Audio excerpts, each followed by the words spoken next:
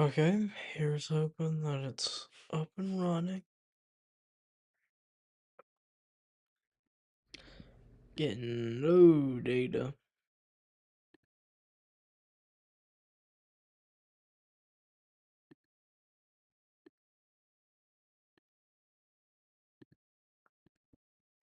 Are you fucking joking with me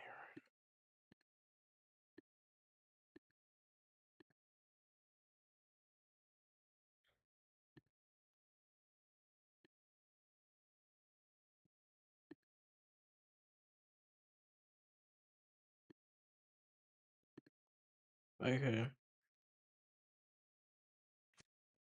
I have the encoder. I put the encoder in. There's nothing I can do right now. I put the encoder in.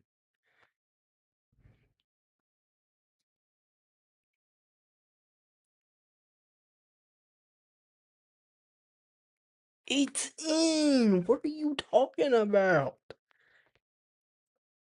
No, fucking OBS.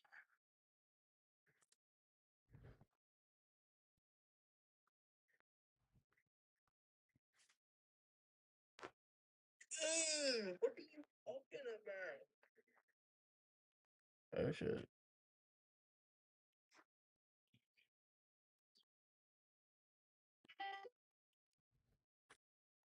Okay, well damn.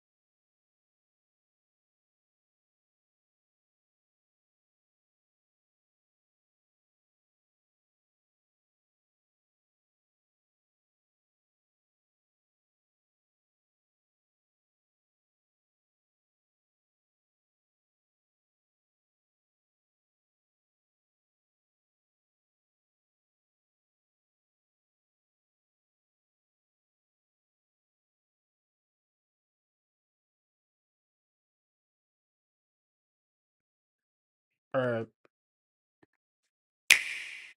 Got everything live. Gonna do a reaction. 18 months, 52. Yeah, that. So, let's begin.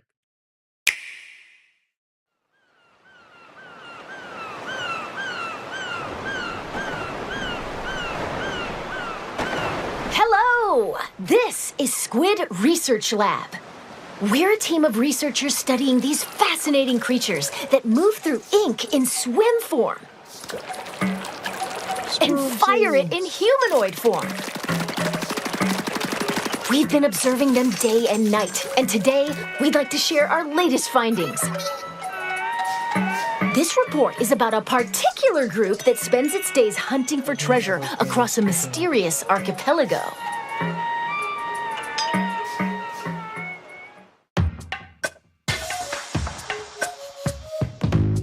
This location, shrouded in fog, is the Spiralite Islands. A trio of swashbuckling musicians called Deep Cut heads there in search of treasure. But a sudden light forces them to make an emergency landing. Their pilot and the protagonist of this game is you, the mechanic. Hired by Deep Cut for being super handy, it seems the mechanic eventually got roped into treasure hunting too. The treasure in question is scattered across the Spiralite Islands, and Deep Cut has its sights set on it.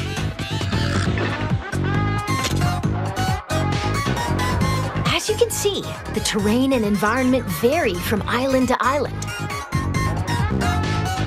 The exploration bot, piloted by a member of Deep Cut, can detect where the treasure is. But these islands are also home to aggressive creatures called salmonids. It appears they swarm around treasure and immediately go on the offensive if anyone gets too close.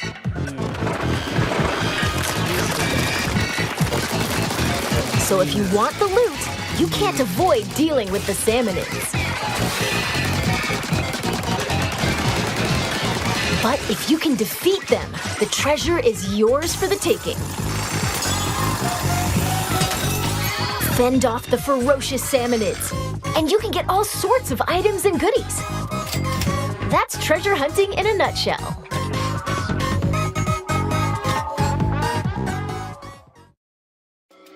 Now let's examine these salmonids more closely. They're all called salmonids, but there are lots of different types. Let's go over them. First, lesser salmonids.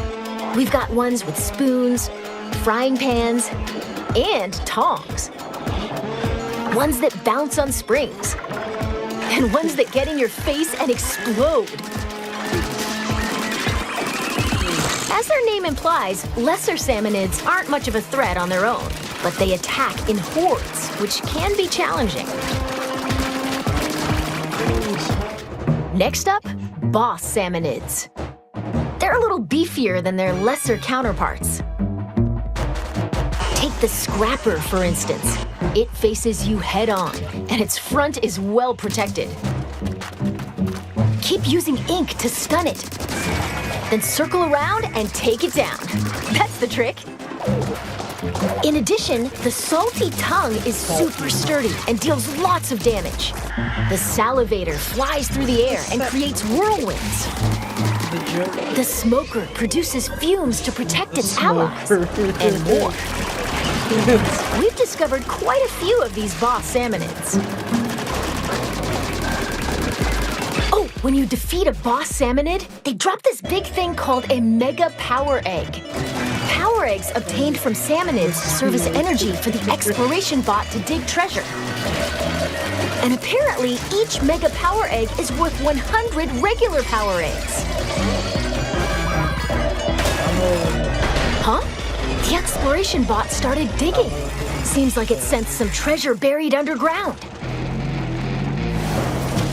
What's that scary-looking thing? Whoa! It's a type of seasoned salmonid. This one's the minced scrapper. It's got sturdy armor, and it comes with a threatening roller attack. Watch out, or you'll be minced into fish paste. There are other seasoned salmonids. The thick-cut salty tongue launches a massive beam. The big stack stinger targets you with 3 lasers. There are even more. Each one represents the pinnacle of salmonid evolution. That being said, upon closer examination, they seem to be covered in salt. So maybe the saltier the salmonid, the stronger they are? We'll keep researching that. Oh, okay. Phew! After battling salmonids, it'd be nice to relax and just enjoy the ocean view. But we should probably gear up for the next treasure hunt.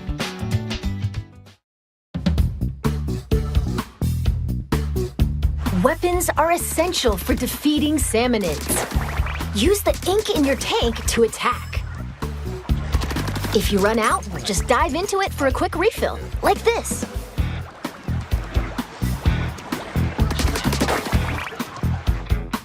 There are over 100 weapons to choose from. Sometimes salmonids drop a weapon when they're defeated. You never know which one you'll get. If you need to swap out your gear, just head to the hideout ship. I'm calling it John. And weapons have levels. The higher the level, the greater a weapon's power. You might even find rare weapons with special powers. So experiment to find your favorite one. Okay, well that ought to be enough for a regular treasure hunt. Let's be real. Salmonids are serious trouble, no matter how you slice it. That's where these come in handy. They're tools developed specifically for dealing with salmonids, called gadgets. Gadgets are powerful devices that can help you fight salmonids, and you can equip 2 of them at the same time. As you can see, they attach to your selected tank. Oh, right! There are 3 types of tanks. The speed tank, power tank, and tactical tank. The gadgets you can use depend on the tank, so let's introduce some of them based on tank type. First, speed tank gadgets. Blast boot. Leap forward at high speed and attack with a stomp. This can also be used for a hasty escape. Dash bomb. Launch forward using the explosion from a bomb. You can also move in other directions. Boomerang. Throw it to strike enemies. It'll stay airborne for a bit, then return to you. Booyah! Next, power tank gadgets. Splash it. Perform a quick slash in a wide sweeping arc. Even tough shields don't stand a chance. Splatolites. Attack enemies with discs that orbit around you. They also coat the ground with ink. Pretty useful, huh? Spin wheel. It swirls and sprays ink while moving, repelling salmonids that come into contact with it. The gadget can also lock on to boss salmonids.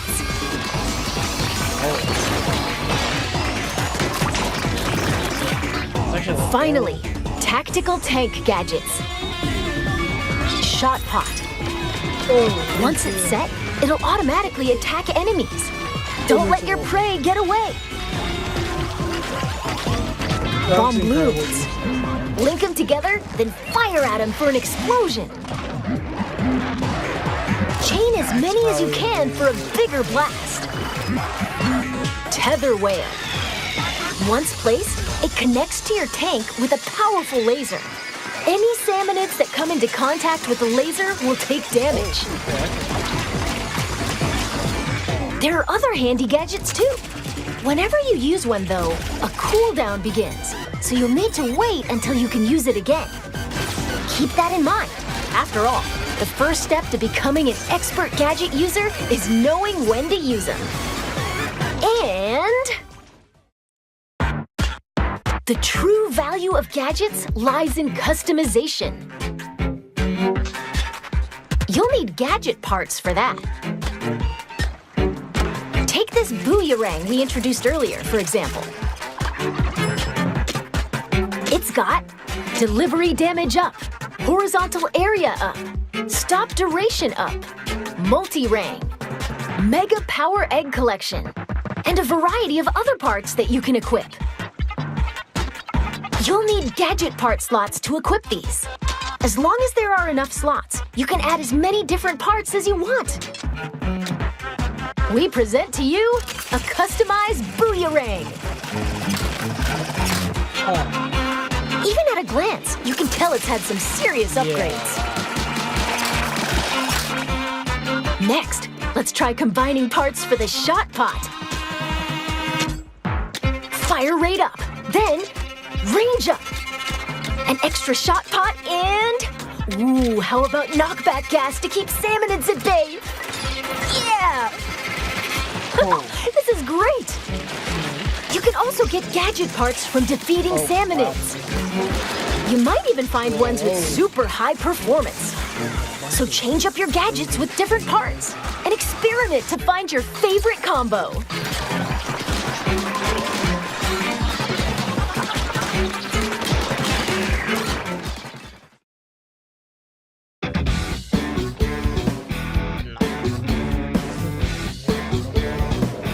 Okay, now that we're all kitted out, let's pick the destination of our next treasure hunt. Every location has more than a few peculiarities. For example, there are locations where you'll need to collect lots of power eggs and mine for treasures in a wide open area. There are also dens swarming with salmonids.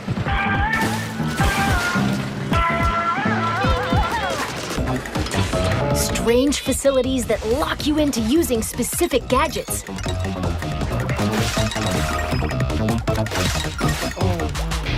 And ruins where you'll dig deeper and deeper underground. All sorts of challenges await across the Spiralite Islands.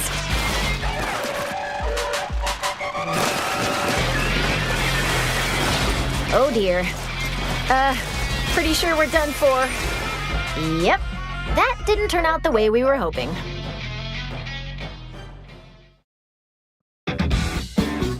So the Salmonids bested you, huh?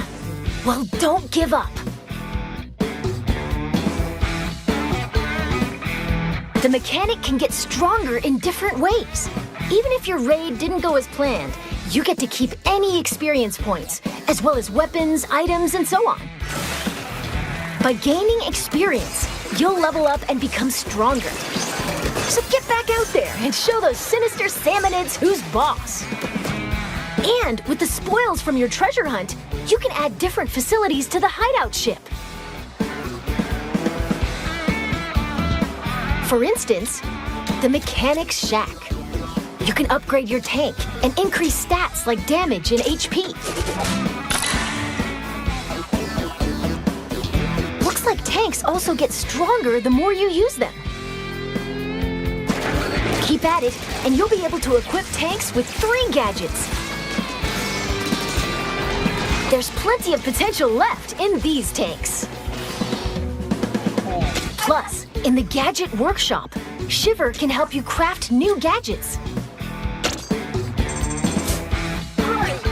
And in the Weapon Stash, Fry can assist with upgrading weapons or turning them into materials.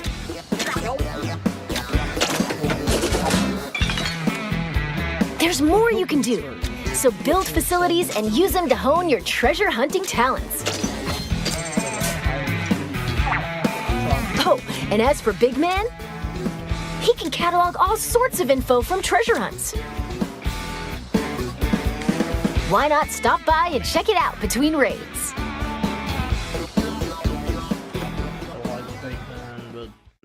It just doesn't seem like it. Let's go over some other features that'll make treasure hunting even more enjoyable. First, your outfits. While trekking across the islands, you can obtain outfits with all sorts of designs. Looking stylish is essential, no matter where you are. If you tap amiibo figures from the Splatoon series, you can get an outfit with a unique design.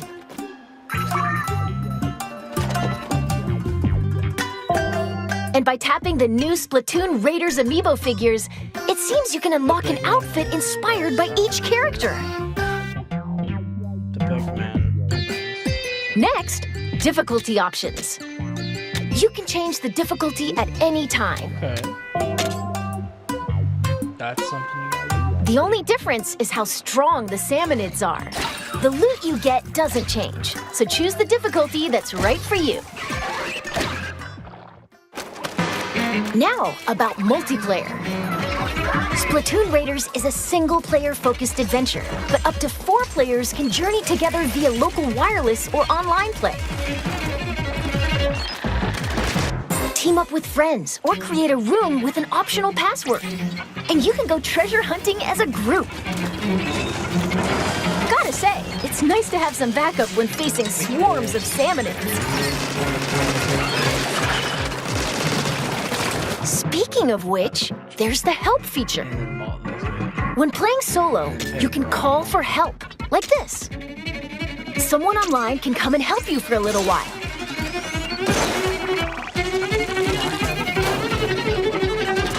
But once you finish a raid after using Call for Help, you can't use it again for a bit.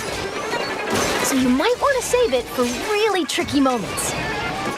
You can also answer someone else's help request. If you do, you can receive some nifty in-game rewards.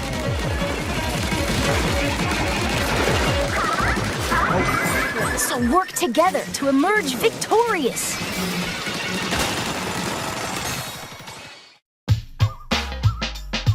Finally, Let's talk a little about some special treasures hidden across the Spiralite Islands. While you're adventuring, you might find treasures like these. They're called Salmonid relics. Huh, wonder what that strange power is. Whoa, that's a whole lot of moolah. Many relics like these are scattered across the Spiralite Islands. Doesn't look like these three are going anywhere until they're swimming in treasure.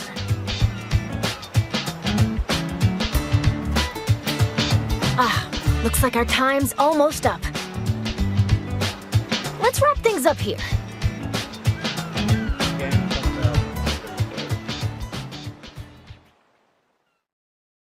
Better sell me. Okay. Hold up, Pete.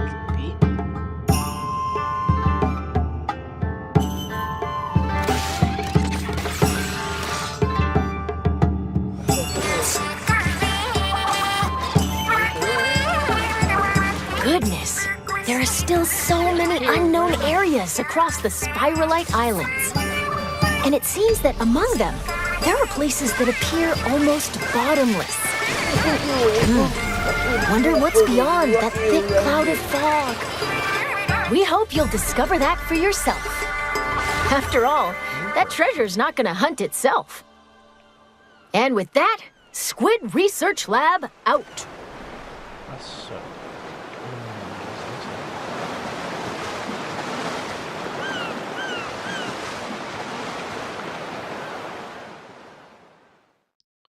Okay.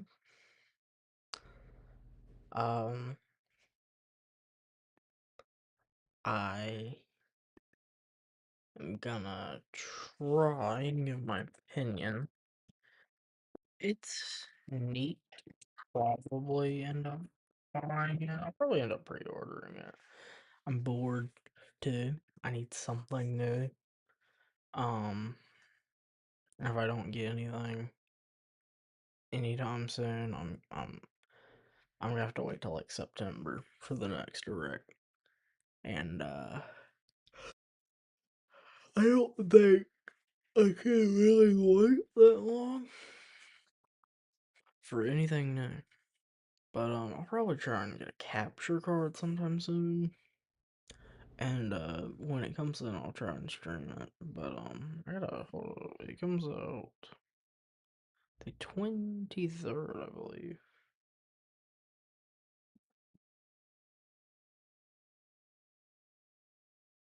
July 23rd.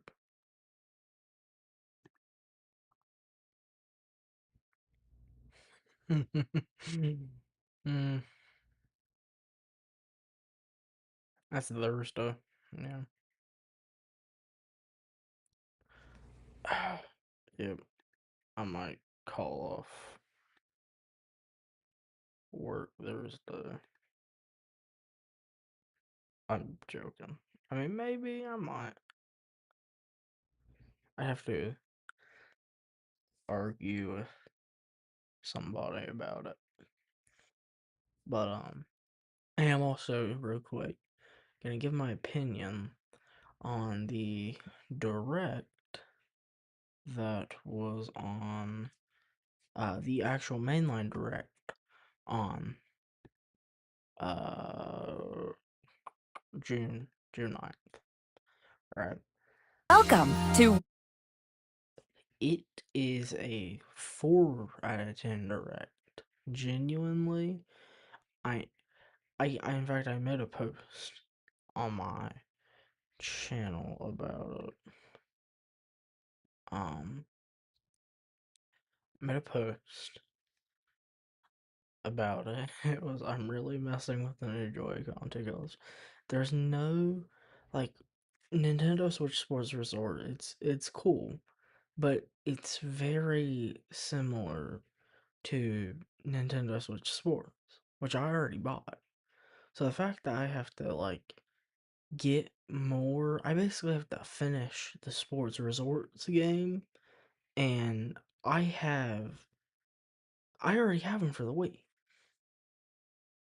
I, I mean, yes, they're not gonna be as good quality. Yes, there's some new games, but really, Bacopia DLC, that's cool. I mean, I haven't played it quite yet, so it's like fine. I'm trying to remember the details of it. I remember it was a bunch of uh, I mean, there's so much dragon. There's like dragon monster, very video games. And I was hoping for like a Luigi's Mansion 4. I wasn't expecting like 3D Mario. I was expecting like something. But it's like all we got was like it just didn't feel like very much. The highlight of it for me was the Joy Cons, and I'm not gonna like. I like blue and yellow. I like that color combination. But what am I gonna do with that? I'm not gonna buy these until mine break. It it just it felt like, oh yeah, and then the Ocarina of Time trailer, quote unquote. It was,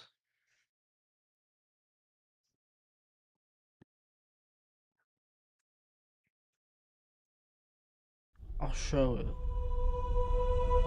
Long ago, there was a land called Hyrule, created by beings of supreme divinity. At the very edge of this kingdom, there lay a small I mean, forest. it's cool. Within But it, an ancient solitary tree quietly watched over the inhabitants of the forest. I'm not like, this didn't sell me. These forest It should. dwellers were It called really the should Kokiri. not sell Each anybody. had a fairy companion, None of and they these lived out jobs their are. innocent lives in these woods. It shouldn't sell However, anybody there was one until we see particular gameplay. boy who did not have a fairy. This is cool, but it's all cinematic. It is not gameplay.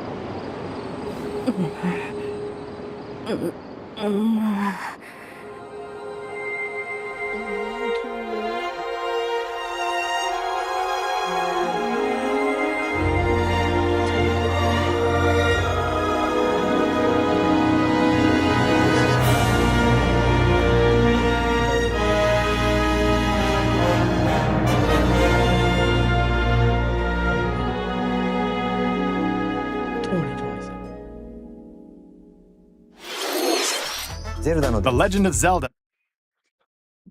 2026. I'm I'm not waiting that long for nothing. Star Fox remake came out. That's a remake of a very niche genre. It was a bunch of it was just a bunch of niche. Like even stuff I'm excited for was just niche. In the announcement of the Ocarina of Time remake.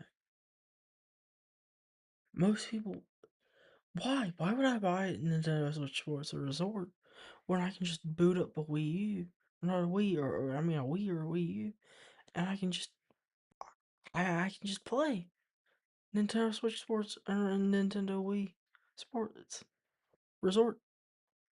Why? Why would I do that? It's just there wasn't much of it. It did not pique my interest. And I saw like one guy, which this guy's cool and all, you know, here. The Nintendo Direct happened today. People This seem to pissed be me off. disappointed with it, and I'm not sure why. I just have a feeling that they don't actually like Nintendo games anymore. We got the Ocarina of Time remake, and maybe people are disappointed because it got leaked, but that's more about the leaks. Like, leaks suck. They ruin all the fun. Or maybe they're disappointed that we didn't see any gameplay, which, like, I don't really... Like, do we really need to see gameplay? Like, we're all... Yes. Yes, you very much do. Any game, even remakes, even remakes. Until we see gameplay, we should not be like, yeah, we shouldn't be making decisions if we're gonna buy this. Because it's gonna be like $70. That's a good chunk of change. Buying it anyway. I don't want to see gameplay because I want to be surprised. I've hated that argument.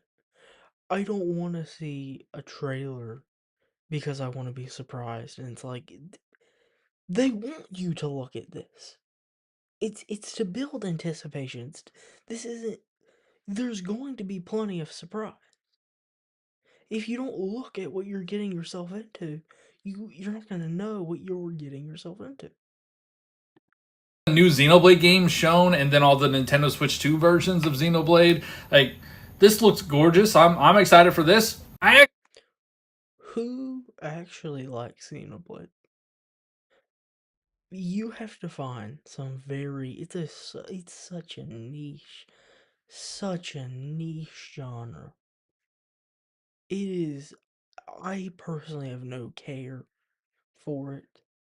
And when like a quarter of the direct is Xenoblade themed, I don't care. Most people don't care. I like Switch sports. Like, I wish they added baseball, but this is still pretty exciting. And before Another thing, baseball was my favorite Wii Sports game, so there's no baseball in either Nintendo Switch sports games, so it's just it's so bad.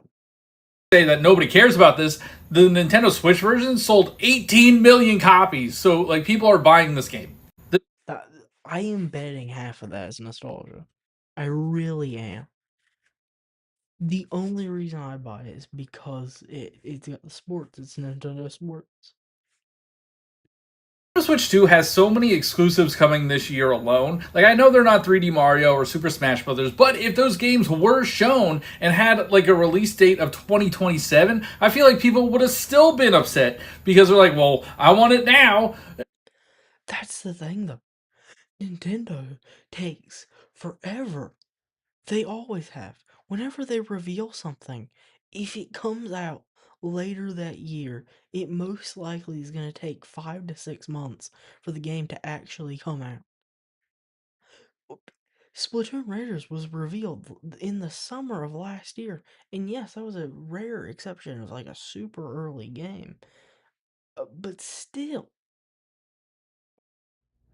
it took a while.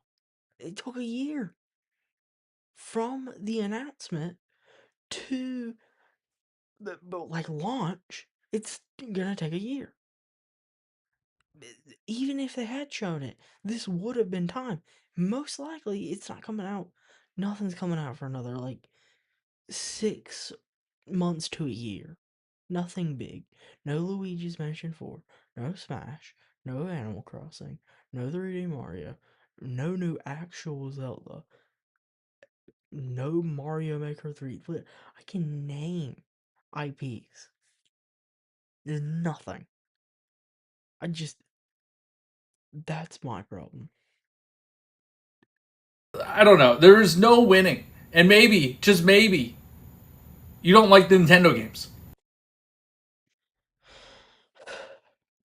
Niche, niche. Kind of niche. Niche. Nostalgia. Neat. That's nobody even really knows about this. I mean, and uh, we didn't get any gameplay. Nostalgia. I don't even know what to say about the Split. Niche, niche, niche. The best part of the direct for me was the Joy Cons and the Splatoon Raider segment.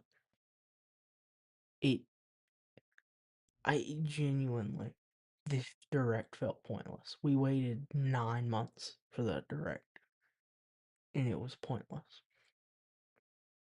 I just, no. The Nintendo You're not a Nintendo fan. I'm, I am. I'm subscribed to this guy. It's not even. I like his videos. I agree with most of the stuff he says. I don't agree with that though.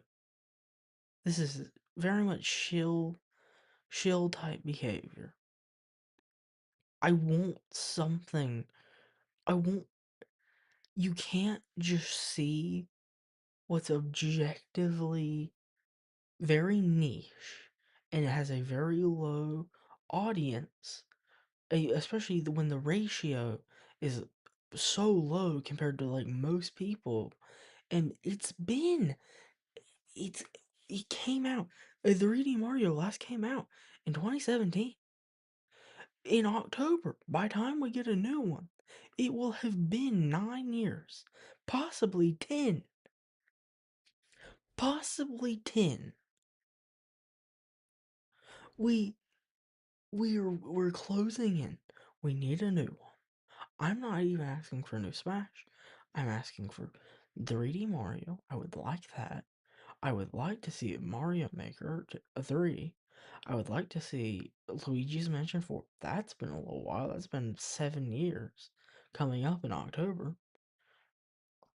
But it doesn't feel like there's much of anything. It feels like we're going to get a new 3D Zelda, like actual new 3D Zelda, before we get a 3D Mario or a Luigi's Mansion 4. It doesn't feel like we're getting very much. It's a new generation, a new console. It's just come out, and there's nothing to do. I haven't played my Switch in a month. I'm not playing the Star Fox remake. Respectfully,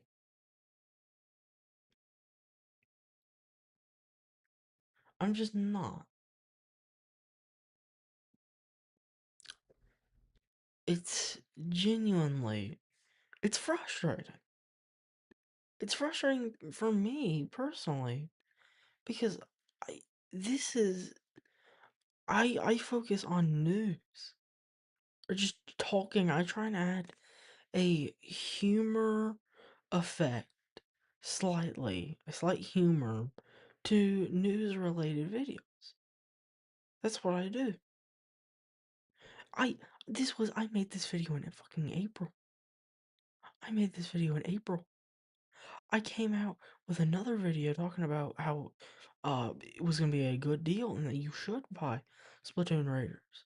I talked about 5 ideas for future Nintendo games because we were running out of stuff that did poor. Star Fox Direct because I need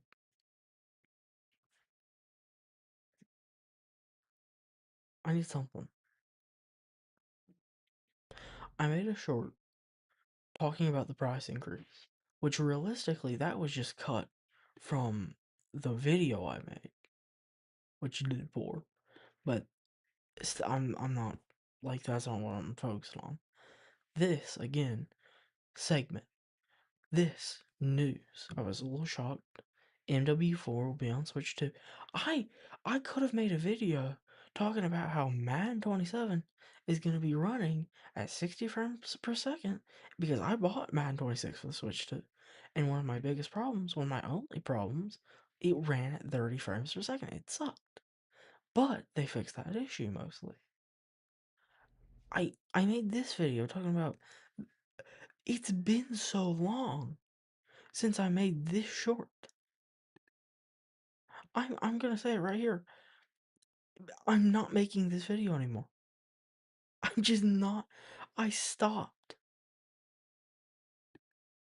I got bored. I had another. I have other ideas actually.